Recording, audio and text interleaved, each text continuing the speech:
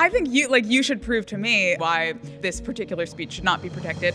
Your argument sort of relies on this hypothetical future where AI is completely indistinguishable from real life. I don't really think we're there yet. I mean, boomers on Facebook maybe are easily swayed by AI. I don't know if it's really worth our while to argue based on this hypothetical reality. If there's going to be a hyper-prolific content of people who could make effortlessly and for virtually no cost all of these videos, doesn't that mean that everybody has plausible deniability and they can just say it was AI?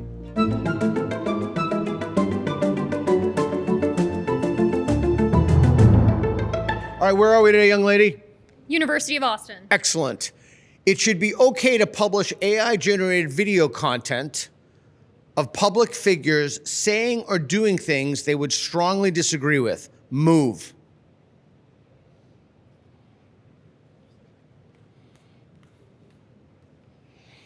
Okay, tell him why you absolutely agree. Tell him. I'm a free speech absolutist, and this seems to me to squarely qualify as free speech. What is a free speech absolutist? Tell him. I think speech should be free in all circumstances. Okay. All right, sir.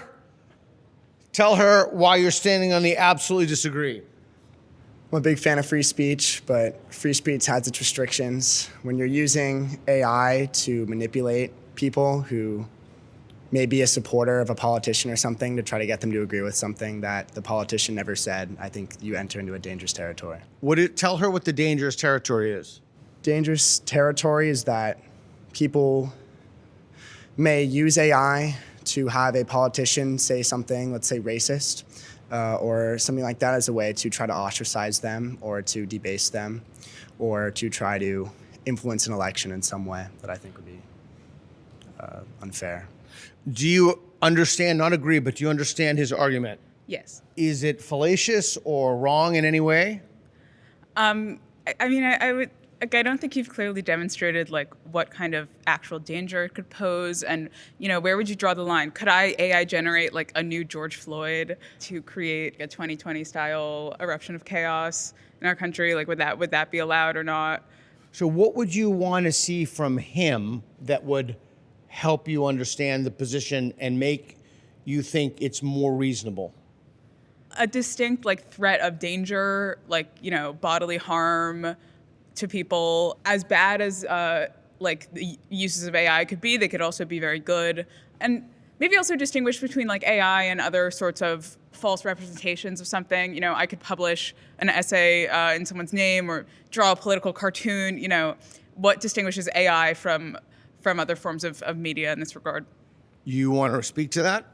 Sure.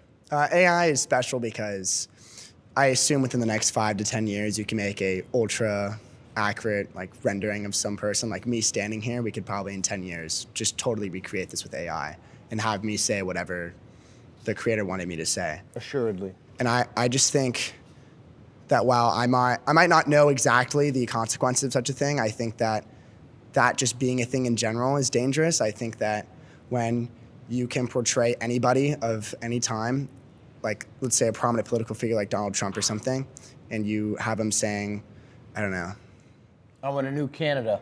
Yeah, I want to nuke Canada or something, and it looks ultra realistic. He's in the White House or the Oval Office. Well, you might know that's fake, kind of instinctually, but I just think it's irresponsible, and I think it sows chaos when it doesn't need to happen. Okay, anything you hear convince you to move either way? No. Anything you hear convince you to move? No. What would you need to hear to convince you to move one mat to the left? Oh, no, that's to the right. I think my position is basically that I think I agree with them both in the sense that defamation should not be legal, but parody should be legal. So I would have to hear from Ben that defamation in this type of speech is somehow significantly more important and should outweigh the benefits of free speech. Is what she said reasonable? I think that... Is it reasonable? Is it reasonable? Sure. But Tell her.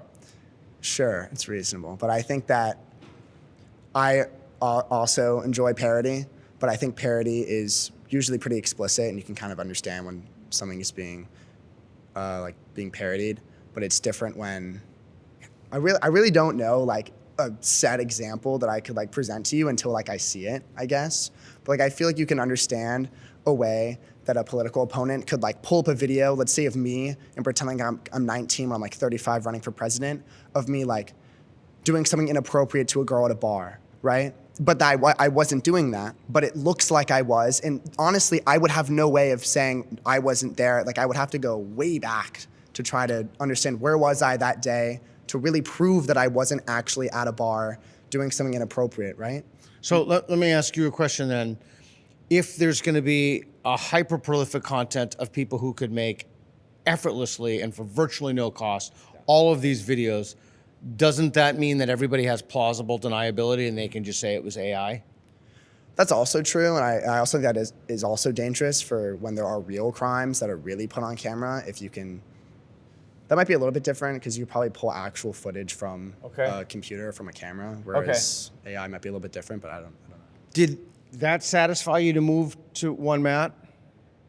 Possibly. That made me think about it a little bit, but it still seems to me the point stands that if the risk is that people are going to say something that's untrue, we just have that risk any other way that you slice it. Okay. What would you like to ask her to convince you to move one mat to the left to slightly agree? So I would ask you to kind of reiterate the point about free speech, where even in a context where it can be destructive, because in the internet age, right, there are real consequences to fake videos, right? The extreme would be maybe a call to arms from, let's say, a president, or right, or a more mellow example could be, you know, just something they would disagree with that manipulates their voters or just manipulates the general public. And I would say disinformation is very bad and most of the time not corrected in modern society. So what would you say to that? What would you say to that? First of all, is that reasonable? Yeah, it's reasonable, but I think it's always been the case that like the public can't really discern between real information and disinformation. I mean, even before proliferation of AI content, like I'm going to use George Floyd example because you were just talking about it. That was like half of America, if not more, like misinterpreted that and used it as a pretext for destroying cities and stuff like that. So does it really matter that someone could use AI to produce such videos? I don't know. It seems to me like AI videos of public figures should all the more so be protected because there's more opportunity to debunk them. You know, more witnesses and information at the public's disposal. You can, if that, okay, that convince, oh, wow, that convinced you to move to the agree. Oh, that, did her reason actually push you to this side? No, I was leaning towards disagreeing, right? And her reason was not enough for me to not move to disagree. But her reason was enough not only for you to move one, but for you to move two. Yes. Why? I think she's correct that knowledge-preserving institutions like newsrooms or universities should be the tools we use to help us decide what's true, and it shouldn't be any sort of legally mandated restriction on speech. Okay. What would it take you to change your mind about the initial claim to move one mat to the left to strongly disagree? What would it take you? Tell her, because we're going to see if she can generate it, maybe. I don't know, you would have to like prove to me that there's some flaw with the AI or that the way that it would be distributed wouldn't be in such a way that would have like an actual effect. But I don't. 10 seconds.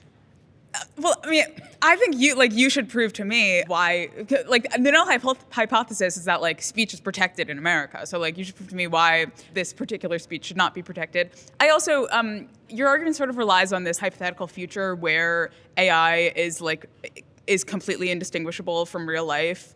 I don't really think we're there yet. I mean, you know, boomers on Facebook maybe are easily swayed by AI, but I don't think we're there yet. And I don't know if it's really worth our while to like argue based on this hypothetical reality.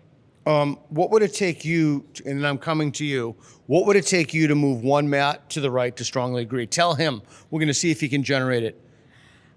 I mean, I think, as I said, like just a demonstration of like a clear danger, bodily harm to people, but not just like a vague harm to our democracy. I don't think that's legitimate.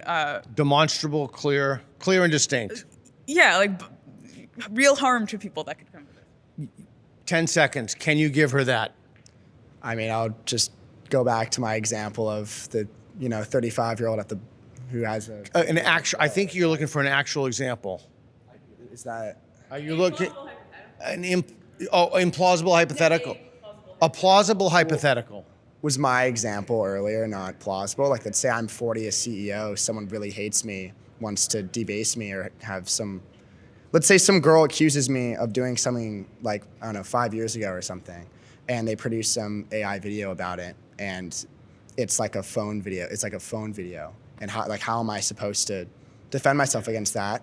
And in a court case already, I feel like it's already stacked up against the guy in those cases. And what does it even matter if I'm accused in general and there's some video that proves it, then my life is already ruined even if I'm proved otherwise. Like, there's so many examples of that. Trevor Bauer was basically ostracized from the MLB because of this.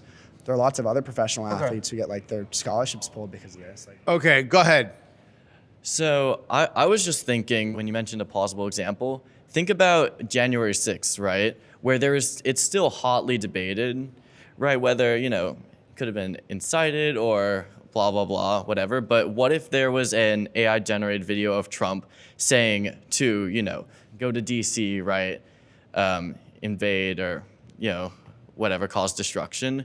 And then those people had a lot of plausible deniability to be like, yes, we were told to attack, right? We were told to rebel. What would you say to that?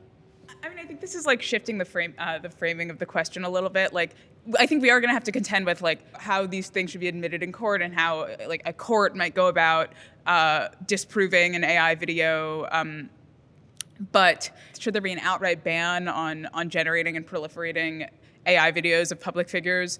I don't think so. I don't think Okay, so new claim, everybody stay where you are. Some AI-generated video content of public figures would increase the likelihood of political violence against them. Move. Some AI-generated video content of public figures would increase the likelihood of violence against them.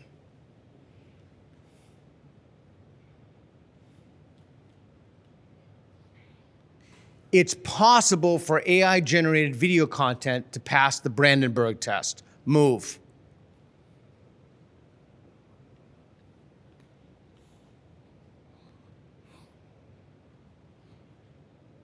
It should be okay for AI-generated content of Bernie Sanders saying all billionaires in the US should be shot in the street. Move.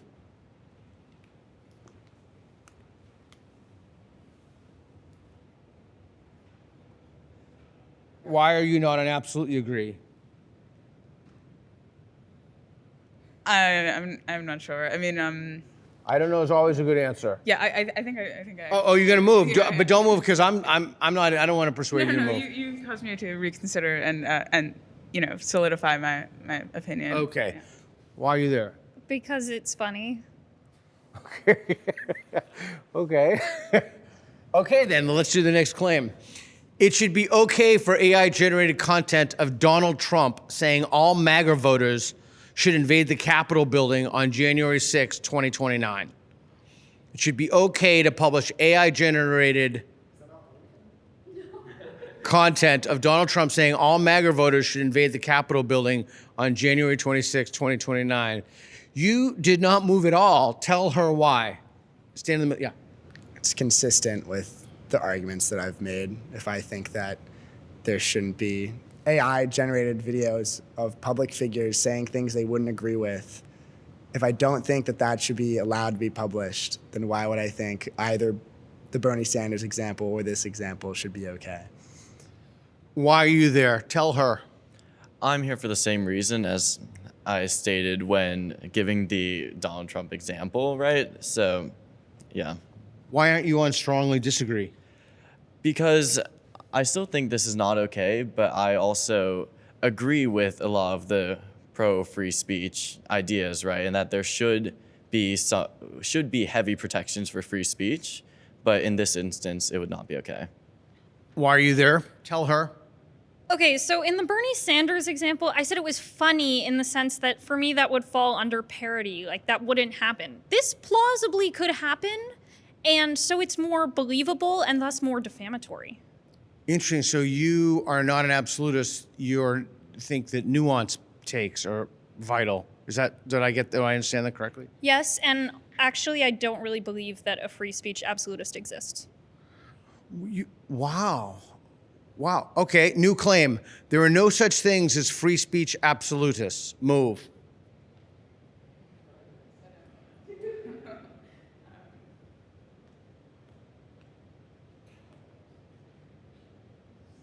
Okay, I'm confused because you said you're a free speech absolutist. If the claim is there are no such things as free speech absolutists, why wouldn't you be on absolutely disagree?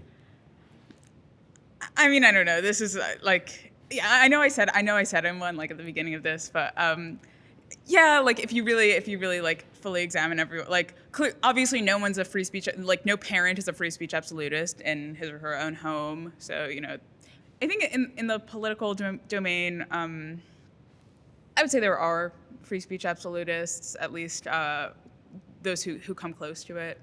Okay, this is tricky, so listen up. A 15-year-old prodigy goes into his mother's kitchen and figures out how in a very small amount of money, say under $2, they're able to create a nerve toxin which when released will kill tens of thousands of people. That 15-year-old should be able to release the recipe online. Move.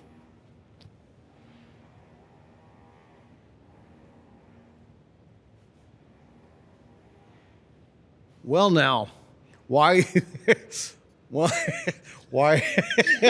That's really quite something. Why are you on neutral? Well, this one I'm conflicted about. This one seems like it might incite violence, possibly, but I actually, okay, you laugh, but I mean, such things exist, right? Like recipes exist online for tools of mass violence like bombs and other things that you can make at home.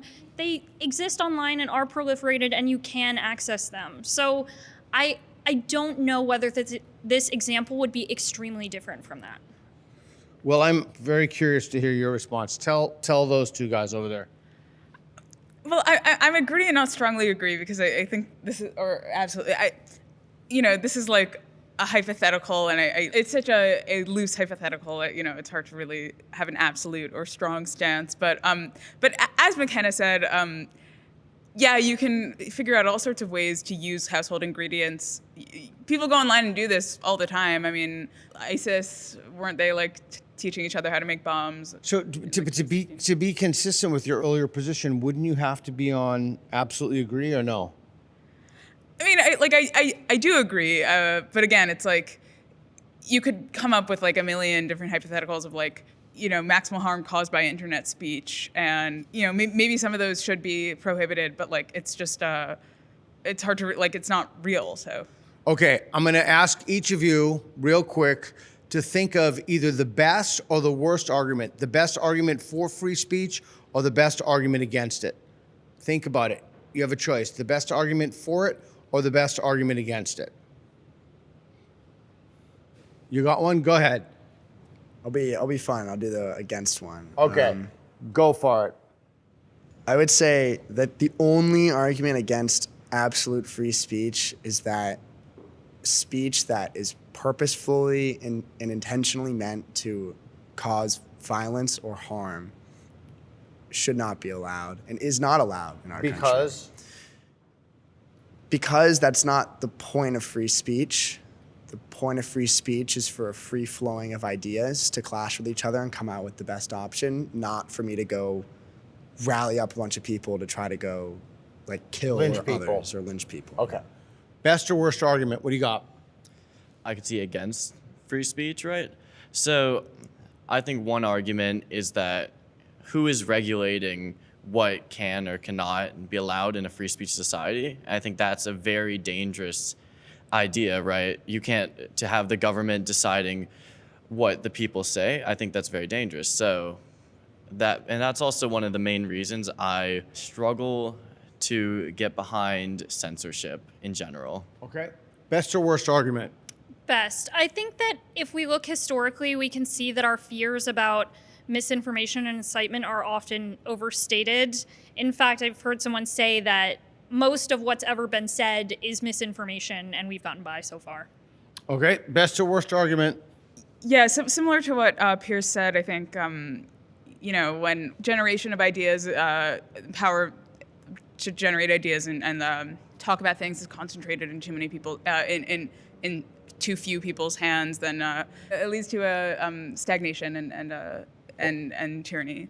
Fair enough. All right, thanks. Give him a round of applause. Hey, did you know only half of you watching are subscribed? If you're enjoying the content, hit the subscribe button to keep the videos coming. Thanks.